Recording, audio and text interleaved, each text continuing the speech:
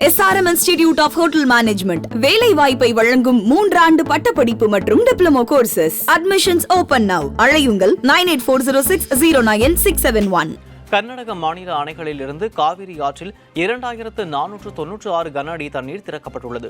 கிருஷ்ணராஜசாகர் அணைக்கு நேற்று 13437 கன அடியாக இருந்த நீர்வரத்து இன்று 18644 கன அடியாக அதிகரித்துள்ளது.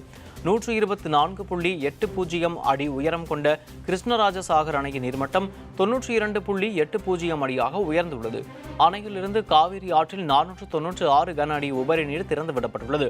மைசூர் மாவட்டத்தில் உள்ள கபினி அணைக்கு நேற்று 20,113 கன அடியாக இருந்த நீர்வரத்து இன்று 17,873 கன அடியாக குறைந்துள்ளது. 84 அடி உயரம் கொண்ட கபினி அணையின் நீர்மட்டம் 75.06 அடியாக உள்ளது. கபினி அணையில் இருந்து 2000 கன அடி உபரி நீர் திறந்துவிடப்பட்டுள்ளது.